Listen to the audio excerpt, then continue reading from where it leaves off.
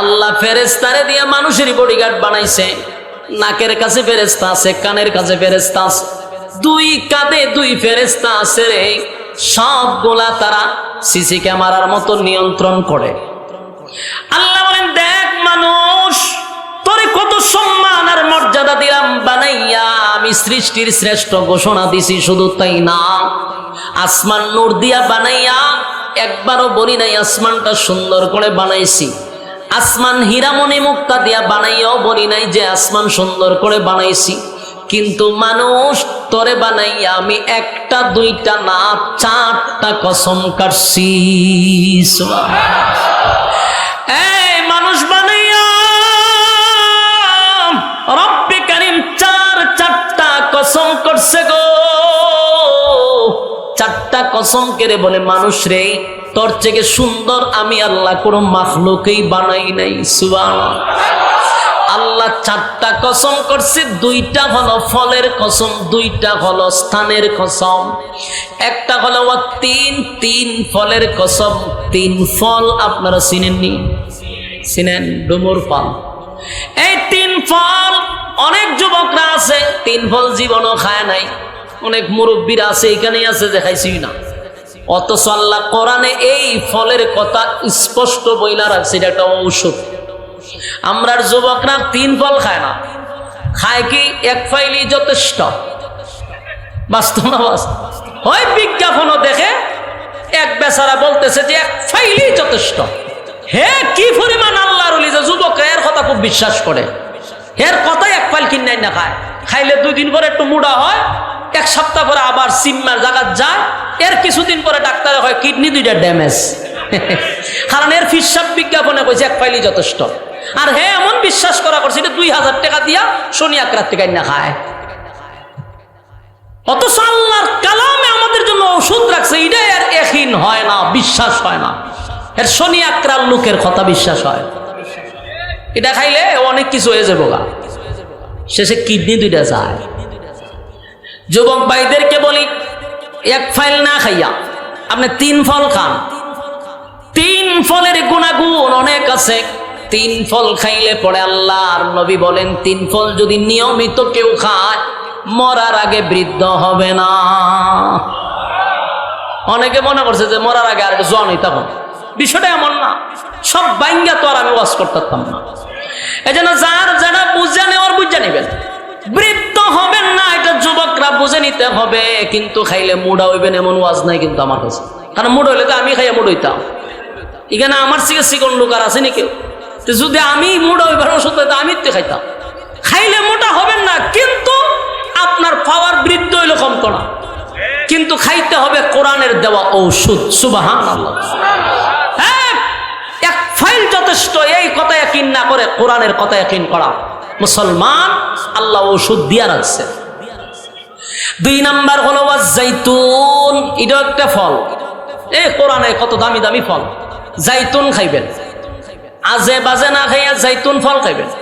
জাইতুনের তেল দিয়া রাসূল নিজে রুটি খাইতো। সুবহানাল্লাহ। আমার নবীর খাবার, এটার মধ্যে কত গুণ আছে। নবীজি জাইতুনের তেল দিয়া রুটি খাইতো গো। আর এখন জাইতুনের তেল পাওয়া যায়, লোশন ব্যবহার না করে জাইতুনের তেল ব্যবহার করেন। আপনার স্ত্রীর জন্য জাইতুনের তেল নিয়ে যান, বাচ্চার জন্য জাইতুনের তেল নিয়ে যান, স্কিন ক্যান্সার হবে না। সুবহানাল্লাহ। বাড়িতে গিয়া হইবে কি হইব না? সুবহানাল্লাহ কই না কেন? এই যে লোশন মাখেন, এটা তো কেমিক্যাল যুক্ত। এর থেকে জাইতুনের তেল ব্যবহার করবেন, শরীরের চামড়া সফট থাকবে, বাচ্চাদের জন্য অনেক উপকার। তাহলে এখানে কয়টা কসম? 1 2টা ফলের কসম, 3 ফলের কসম, জৈতুন ফলের কসম। ওয়াতুরে সিনিনা, সিনাই পর্বতের কসম। 2টা স্থানের কসমের মধ্যে একটা হলো সিনাই পর্বতের কসম, আর একটা হলো ওয়াহাজাল বালাদিল আমিন, পবিত্র মক্কা নগরীর কসম। কসম হইল কয়টা? এই 4টা কসম। রব্বে কারীম 4টা কসম করে বলেন, লাকাদ খালাকনাল ইনসানা ফি আহসানি তাকওয়িম। আল্লাহ বলেন চারটা কসম করে বলি, মানুষের চেয়ে সুন্দর আমি কোনো মাখলুক সৃষ্টি করি নাই। এটা যদি হাবশি মানুষ হয়, কালো মানুষ হয়, এরপর আল্লাহ বলেন এই কালো মানুষটার চেয়ে সুন্দর আমি কোনো মাখলুক সৃষ্টি করি নাই। সুবহানাল্লাহ। তাহলে রব্বে কারীম বলেন একবার চিন্তা করে দেখ, আমি আল্লাহ তোরে সম্মান দিছি, সৃষ্টির শ্রেষ্ঠ, তোরে বানাইছি সুন্দর করে, তোর থেকে সুন্দর আমি আল্লাহ কাউরে বানাইনি। এতগুলো কোয়ালিটি সম্পূর্ণ করে তোরে আমার কুদরতি হাত দিয়া বানাইছি, সময় নিয়ে বানাইছি, এত সম্মান আর মর্যাদা দিছি, বান্দা অনর্থক কথা কম, অনর্থক নয়, অনর্থক নয়। আল্লাহ বলেন আমি তোরে বানাইছি শুধুমাত্র কেবলমাত্র, আল্লাহ বলেন আপা হাসিবিতুম আন্নাকুম আবা হাসিবিতুম আবা হাসিবিতুম আন্নামা খালাকনাকুম আবাসাও ওয়া আন্নাকুম ইলাইনা লা তুরজাউন। বান্দারে তুই কখনো ভাবিস না যে তোরে অনর্থক বানাইছি। কেন বানাইছি? ওয়ামা খালাকাতুল জিন্না ওয়াল ইনসা ইল্লা লিয়াবুদুন। এই মানব দানব দুইটা জাতির বানাইছি শুধুমাত্র কেবলমাত্র আমি আল্লাহর গোলামির জন্য, গোলামির জন্য, গোলামির জন্য। বান্দারে আমি যে তোরে গোলামির জন্য বানাইলাম, কিন্তু তুই রাইতে দিনে 24 ঘন্টা পাইয়া কয় সেকেন্ড আমি আল্লাহর গোলামি করস? নিজেরে নিজে প্রশ্ন করেন, কয় ঘন্টা আল্লাহর গোলামি করি? আমি আপনি যদি মসজিদের ইমাম সাহেব যদি আপনার কাছে বলে হুজুর ভাই আসেন না একটু নামাজে যাই, মসজিদে যাই, স্পষ্ট কয় হুজুর আমার তো সময় নাই। কি কয়? সময় নাই, সময় নাই। যেই লোকটা বলছে সময় নাই, তাকায়া দেখবেন মোবাইলে ঘন্টার পর ঘন্টা তার সময় আছে, ব্যবসায় সময় আছে, চাকরিতে সময় আছে, স্ত্রীর জন্য সময় আছে, সন্তানের জন্য সময় আছে, বিপিএল আইপিএল খেলা হইলে সময় আছে। সময় নাই শুধু আল্লাহর বেলা। আল্লাহ বলেন সময়ের মালিক আমি,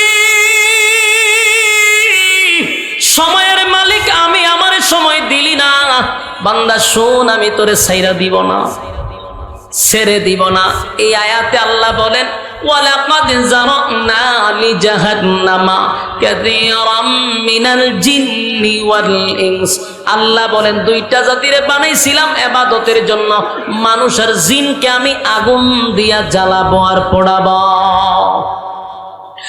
লাহুম কুলুবুন লা ইয়াফকাহুনা বিহা ওয়া লাহুম আ'য়ুনুন লা ইউবসিরুনা বিহা ওয়া লাহুম আযানুন লা ইয়াসমাউনা বিহা। আল্লাহ বলেন চক্ষু দিছি দেখার জন্য, কান দিছি শোনার জন্য, অন্তরটা দিছিলাম বোঝার জন্য। গরু ছাগলের চোখ আছে, গরু ছাগলের কান আছে গো, কিন্তু বোঝার মতো ক্ষমতা একমাত্র আল্লাহ মানুষকে দিছে। মানুষ ভালো মন্দ বুঝে, এই জন্যই মানুষ সৃষ্টির শ্রেষ্ঠ। আল্লাহ বলেন তোরে বুঝার ক্ষমতা দিলাম, এরপরও বুঝলি না। বুঝার জন্য, বুঝানোর জন্য, রাস্তা দেখায়া দেওয়ার জন্য লক্ষাধিক নবী রাসূল দুনিয়ার জমিনে পাঠাইলাম। নবী রাসূল নাই, উলামায়ে কেরামরা মিম্বরে বৈশা তোদেরকে বোঝায়, ওয়াজ মাহফিলে তোদেরকে বোঝায়, বিভিন্ন সোশ্যাল মিডিয়ার মাধ্যমে বোঝায়, এরপরও বুঝলি না। আল্লাহ কয় অপেক্ষা কর, আমি ছেড়ে দিব না। আল্লাহ বলেন আমি ছেড়ে দেই না, ছাড় দেই কিন্তু ছাইরা দেই না। দুনিয়ার জমিনে আমি কাউরে টাকা পয়সা দিয়াও পরীক্ষা করি, কাউরে গরিব বানায়া পরীক্ষা করি, কাউরে ক্ষমতা দিয়া পরীক্ষা করি। বাস্তব না বাস্তব? কেউ যদি টাকার মালিক হয়, কেউ যদি টাকার মালিক হয়, ডাকাতে বাড়ি আছে, গাড়ি আছে, টাকার অভাব নাই, ওই লোকটা দেখবেন অনেক সময় গর্ব করে বলে যে হুজুর দোয়া করবেন আল্লাহ আমারে দিছে। বাস্তব না বাস্তব? আপনার কাছে কয় হুজুর দিছে, যা দিছে খায়া শেষ করুন দিত। অথচ এই লোকটা জানে না তারে দিয়া আমার আল্লাহ পরীক্ষা করে, তার খবর নাই। আল্লাহ তারে ডাকাতে বাড়ি দিল, গাড়ি দিল, টাকার অভাব নাই, কিন্তু আল্লাহর হুকুম পালন করে না। নামাজ নাই, রোজা নাই, হজ নাই, যাকাত নাই, পর্দা নাই, মন গড়া জিন্দগি চালায় আর গর্ব করে বলে আল্লাহ তারে ধন সম্পদ দিছে। এই বোকা, ধন সম্পদ দিলেই আল্লাহ মহব্বত করে না। ধন সম্পদ থাকলেই পাইবেন না আল্লাহ আপনারে মহব্বত করে, কারণ আপনার থেকে 1000 কোটি গুণ বেশি কারণ রে আল্লাহ ধন সম্পদ দিছিল, লেগে আল্লাহ মহব্বত করছে। টাকা দিয়া মালিক পরীক্ষা করে, টাকা দিয়া পরীক্ষা করে, টাকা দিয়া পরীক্ষা করে। আপনারে টাকা দিছে, আপনি মনে করছেন আল্লাহ আপনার রহমত করছে, আপনার আল্লাহ মহব্বত করে। যদি এই টাকা সঠিক রাস্তায় খরচ করেন, আল্লাহ টাকা দিয়া বন্দারে পরীক্ষা করে, বাদশাহী দিয়েও পরীক্ষা করে, কথা কয় না, রাজত্ব দিয়েও পরীক্ষা করে, কথা কয় না, রাজত্ব দিয়েও পরীক্ষা করে। আল্লাহ রাজত্ব দিয়া পরীক্ষা করে। পৃথিবীর 4 জন বাদশা ছিল, 4 জন বাদশা, 2 জন মুমিন, 2 জন বেঈমান। 4 জন বাদশা কেন বললাম? এই 4 জন বাদশা আল্লাহ পৃথিবীর মধ্যে মাত্র 4 জন বাদশা দিছিল যারা গোটা পৃথিবী শাসন করছে। কয়জন? গোটা পৃথিবী, বুঝছেন, আসমানের নিচে যত এরিয়া আছে আল্লাহ সব এরকম 4 জন দিছিল। এর মধ্যে একজন হলো নমরুদ। একজনকে, একজন হন, আর না হয় আল্লাহ তোরে ছেড়ে দিবে না। নমরুদ কয়, তাহলে তোমার আল্লাহরে কও আমার সাথে যুদ্ধ করবো নি। আল্লাহ দিছে রাজত্ব, এখন আল্লাহর সাথে যুদ্ধ করতো।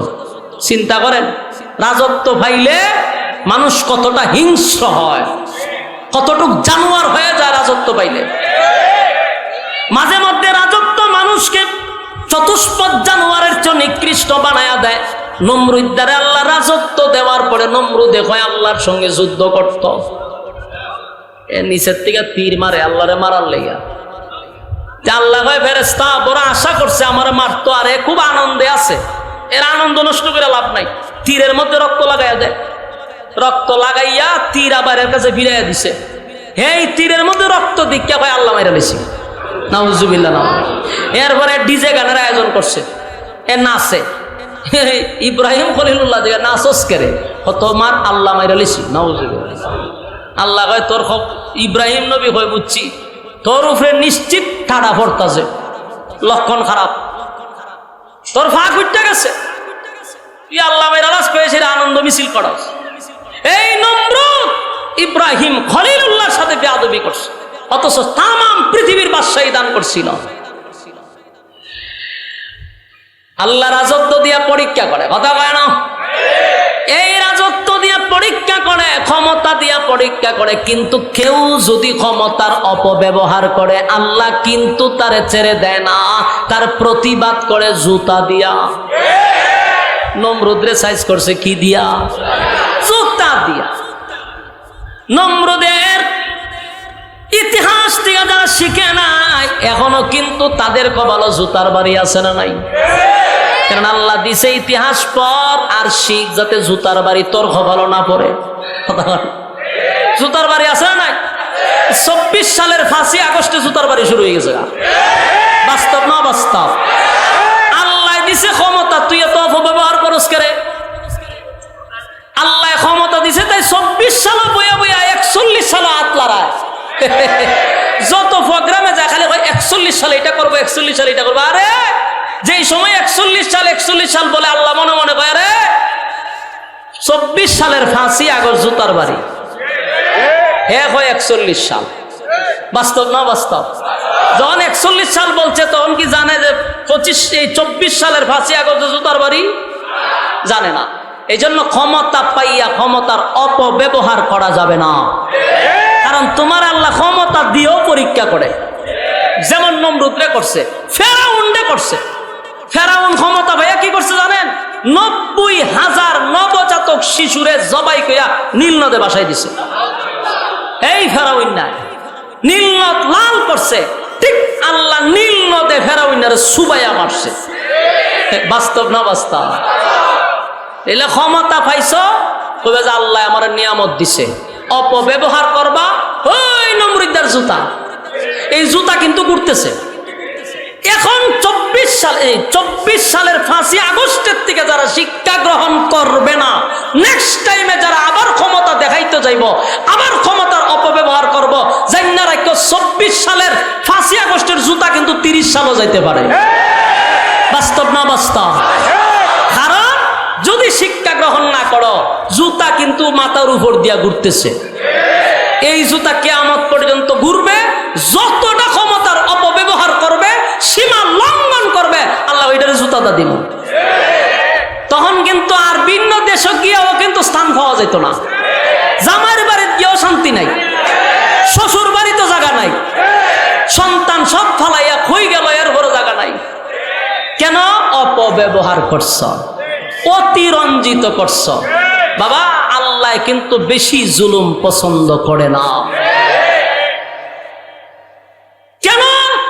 তোমাদের গরম বাতে কেউ পানি দিছিল না, তোমাদের মতো তোমরা দেশ চালাও, কিন্তু তোমরা অতিরঞ্জিত করছো।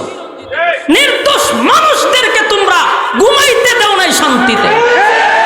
তোমাদের নাকের ডগায় জানাকুর, চাঁদাবাজ, লম্পটরা নাকের ডগায় ঘুরছে, তোমরা কিছু বলো নাই। নির্দোষ মানুষকে তোমরা হত্যা করছো, কারণ ক্ষমতার অপব্যবহার দেখাইছ। আমি আজকের এই বক্তব্য এতটুকুই বলবো, নেক্সট জেনারেশন যারা আসবে তারা যেন শিক্ষা গ্রহণ করে। আমরা উলামায়ে কেরাম ইতিহাস পড়ছি নমরুদের, ফেরাউনের, এজন্য আমরা জানি যে জুতা মাথার উপরে, উল্টা পাল্টা করলে বাড়ি শুরু। তখন ঠিক নেই, নমরুদ দেয় খুব বেড়াগিরি দেখাইছে। ইয়েস, গুলায় এটা কি দেখেন আপনারা, তীর মারছে, আল্লাহরে মেরে লইতো, কত বড় পাওয়ার হেড। এই জন্য এই পাওয়ার দেখানো যাবে না। কতক্ষণ ঠিক? আল্লাহ কিন্তু টাকা দিয়েও পরীক্ষা করে। বাদশাহী দিছিল মুমিন দুইজন, একজন যুলকারনাইন বাদশাহ, আরেকজন হলো বাদশাহ সুলাইমান আলাইহিস সালাতু ওয়াস সালাম। সুলাইমান শুধু নবী ছিল না, উনি একজন বাদশাহ ছিল। আর সুলাইমান আলাইহিস সালাতু ওয়াস সালামকে আল্লাহ এমন এক রাজত্ব দিছে, কিয়ামত পর্যন্ত এমন রাজত্ব আল্লাহ কাউরে দিবে না। সুলাইমান নবীর আগেও কাউকে দেয় নাই। সুবহানাল্লাহ। কারণ সুলাইমান নবীর বাহিনী ছিল 3টা দল। কয়টা দল? আমেরিকার প্রেসিডেন্টের বাহিনী কিন্তু এক দল, এটা হলো মানুষ। কথা, মানুষ ছাড়া আর কোনো দল আছে? রবট দিয়ে কি নিয়ন্ত্রণ করেনি? তাহলে পৃথিবীর সবচেয়ে বড় ক্ষমতা যারা বসে আছে তারারও কিন্তু একটা দল মানুষ। আর সুলাইমান নবীর 3টা দল ছিল, একটা হলো মানুষ, আর একটা হলো জিন্নাত, আর একটা হলো পাখি। হ্যাঁ, 3টা দল নিয়ে উনি দেশ চালাইতো। আর সুলাইমান আলাইহিস সালাতু ওয়াস সালাম পিপিলিকার ভাষাটুকু বুঝতো।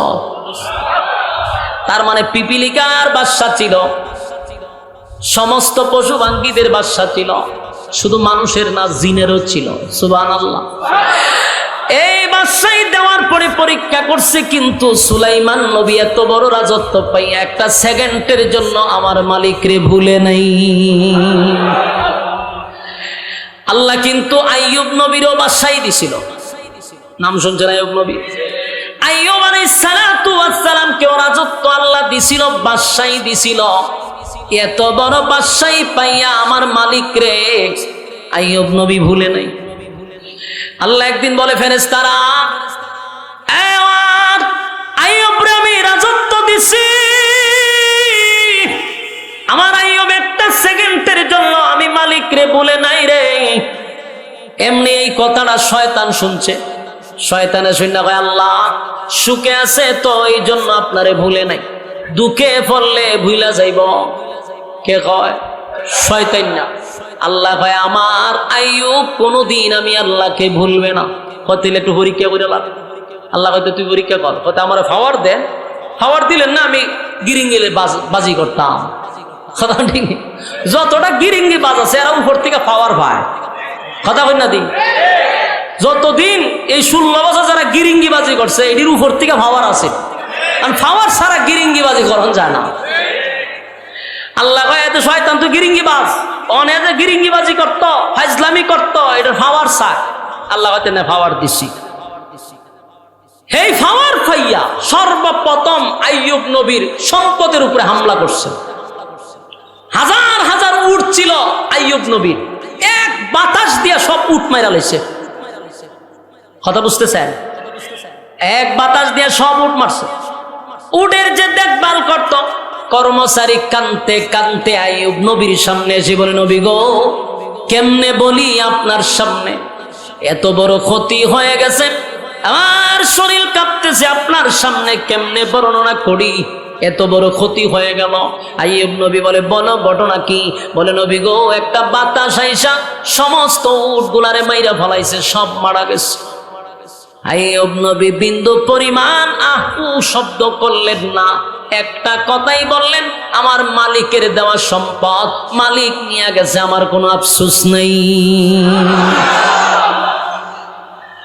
আল্লাহ কয়, শয়তান দেখছো নি? দেখছি, আরো বাকি রয়েছে। এবার আইয়ুব নবীর ছিল বেড়ার বকরির বিশাল একটা পাল ছিল, বাতাস দিয়া সব মেরে লিছে।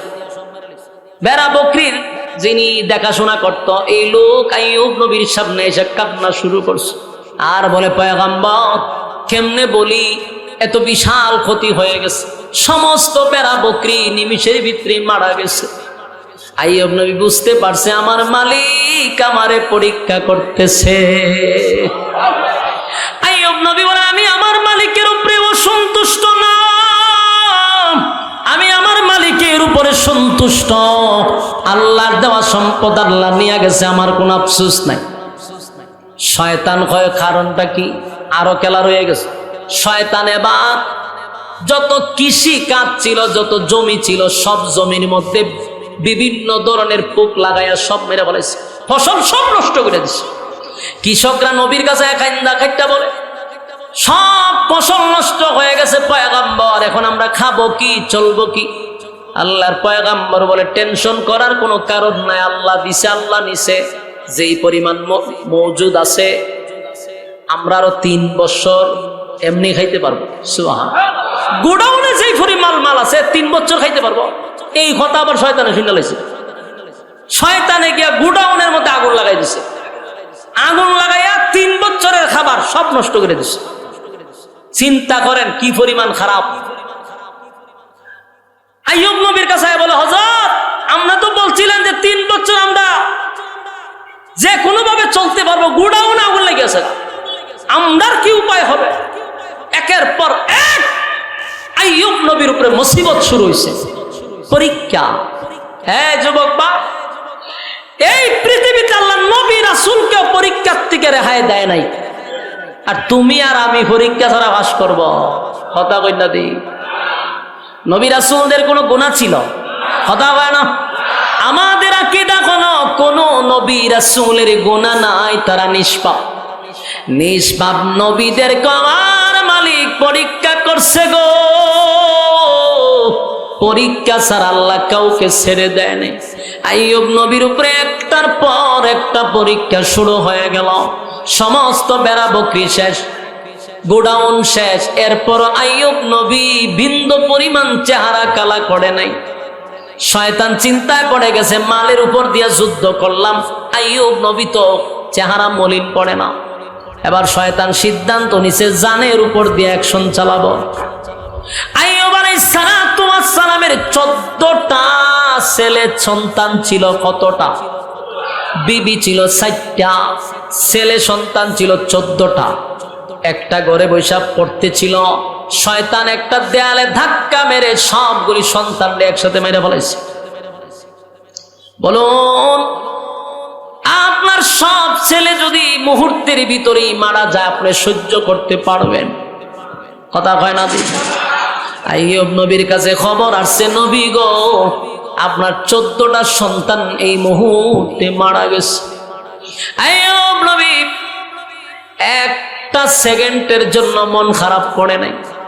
আল্লাহর দিকে তাকায়া বলে, মালিক, আমি আপনার উপরে সন্তুষ্ট, আপনার দেওয়া মাল আপনি নিয়ে গেছেন, আমার কোনো আফসোস নেই। শয়তান তো পাগলের মতো হয়ে গেছে, কোনো ভাবেই থামাইতে পারতেছে না। শেষে আইয়ুব নবীর শরীরের মধ্যে এক ধরনের বাতাস ছাড়ছে, যার কারণে শরীরের মধ্যে গোটা গাড়ি বাড়িছে, বসন্তের মতো শরীরে বাহির হয়েছে। এখান থেকে পুষ জন্মা শরীরে পছন্দ হচ্ছে। 4 জন বিবি ছিল কয়জন? 4 জন বিবির মধ্যে 3 জন বিবি দুর্গন্ধ টিকতে না পেরে 3 জন বিবি আইয়ুব নবীরে ছেড়ে চলে গেছে। এই জন্য অনেক বউগুলি হইল সুবিধাবাদী জিন্দাবাদ। বাস্তব না বাস্তব? জামাইয়ের যতদিন খামাই থাকে, টাকা যতদিন আছে ভালোবাসা ততদিন আছে, টাকা নাই তো ভালোবাসা জানালা দিয়া পালায়। সবার কথা বলি না, ইল্লা মাশাআল্লাহ এখনো ভালো মেয়েরা আছে না নেই? কিন্তু এমন মহিলা আছে স্বামীর সুখের সময়ে তাকে, স্বামীর দুঃখের সময় তারে পাওয়া যায় না।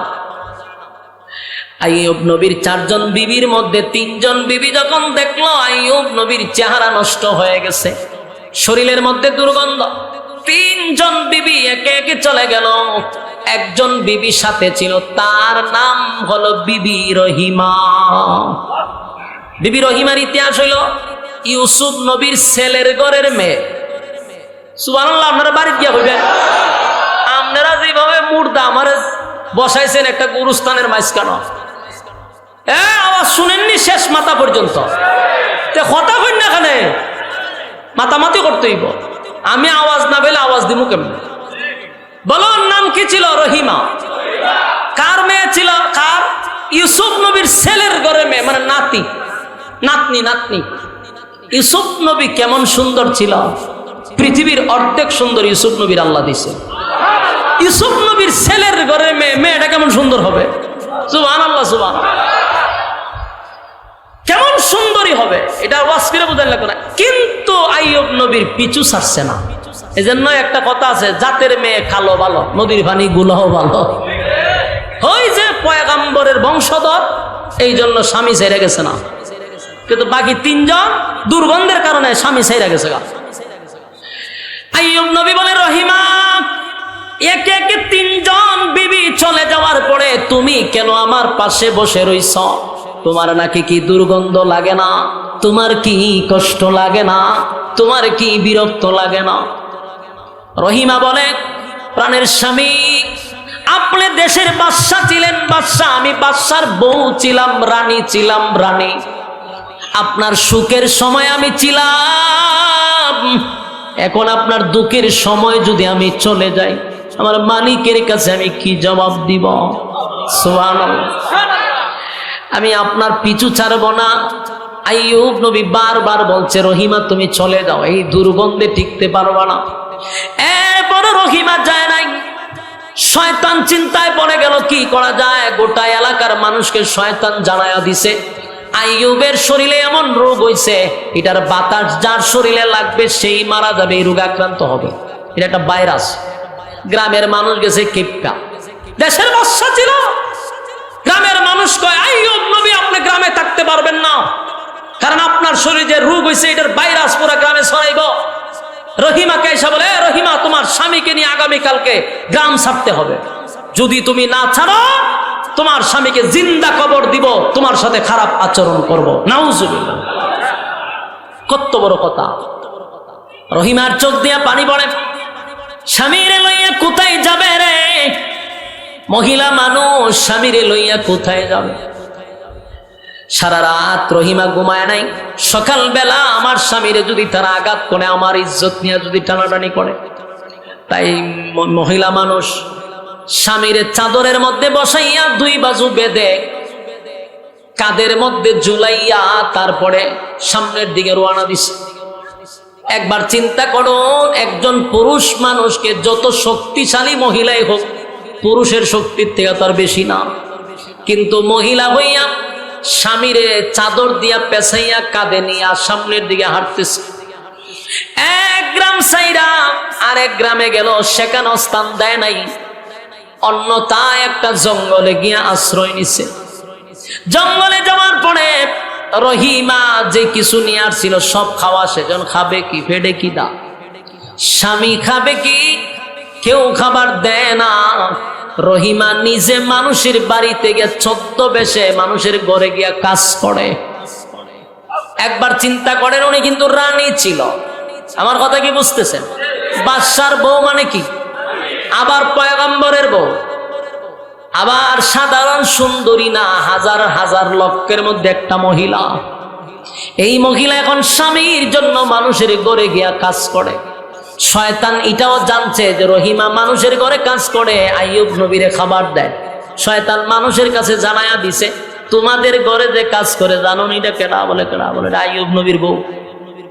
সারাদিন তার শরীরে পুজ বাহির হয়, এই ভাইরাস নিয়ে তোমাদের বাড়িতে ঢুকে তোমাদের শরীরে ভাইরাস শুরু হবে। এখন তো মানুষ আর রহিমারে কাজও দেয় না, এখন খাওয়াবে কি? লম্বা ঘটনা বলতেছিলাম, শেষে মাথার চুল পর্যন্ত কেটে স্বামীর খাবারের ব্যবস্থা করছে।